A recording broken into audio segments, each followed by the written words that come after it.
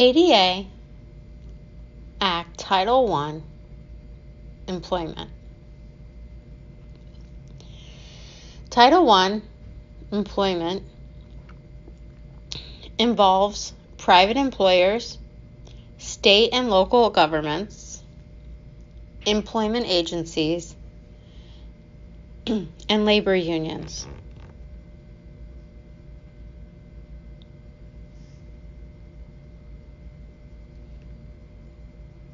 So Title I prohibits from discrimination against qualified individuals with disabilities. I will explain in the next slide. Also, it depends on how many staff the employer has. They must have 15 or more full-time employees for Title I.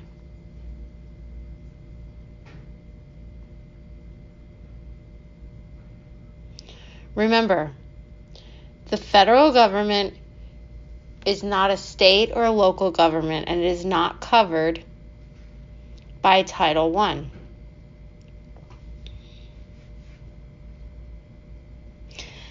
The ADA Title I only covers Section 504 of the Rehabilitation Act.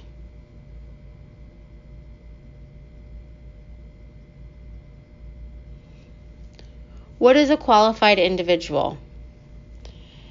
If you're looking for the job and you have skills, experience, education, or any other requirements, and you can perform the essential job functions with or without accommodations. Meaning,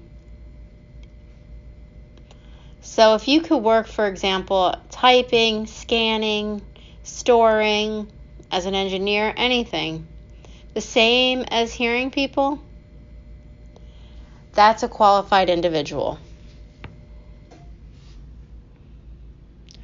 What is reasonable accommodations?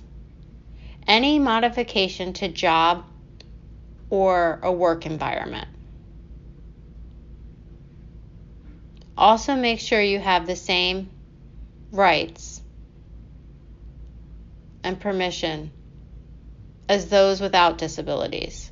Meaning, if you need a video phone at your desk, they'll give that to you and set it up. If you need a desk that requires you to stand and sit, companies can provide a desk that raises up and down. Those are reasonable accommodations. That's an example. Also, a flexible schedule. You might meet with a kidney doctor on Monday, Wednesday, and Friday. But you could tell your boss, I could work Tuesday and Thursday and weekends. That's a modified schedule. So let's say if you are diabetic and you need a break so you could eat regularly, that is a reasonable accommodation. Also, modifying equipment, like for wheelchair access. So you have a special sized desk where you could roll in and out. Also, deaf people require sign language interpretation. So sometimes individuals need more time for exams or training.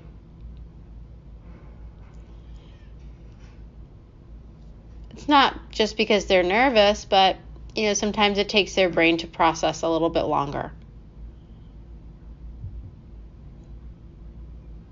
So maybe if a test takes about 1 hour, they'll add an additional 30 minutes to take the test.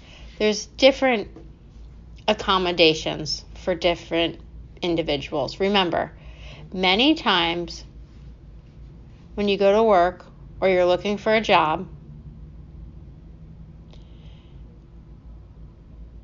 You may feel that company is not fair and they're discriminating. Well, let's say suppose you go in to work and you need an interpreter. You can't sue them because if the company has less than 15 full-time employees, that law, the Title I, won't apply to you.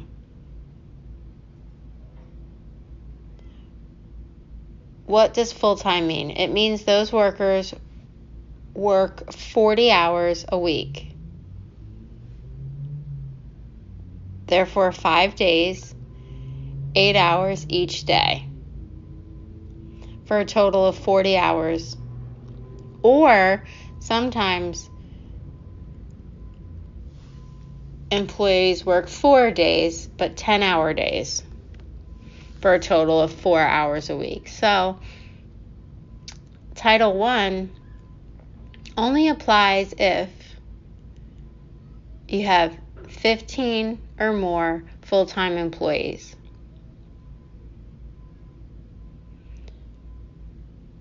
If you count, there's 17 staff, but maybe only 4 are working part-time, and the other 13 are full-time. Does that mean you qualify for Title I? No. So just keep that in mind. If you need help and what applies to this law,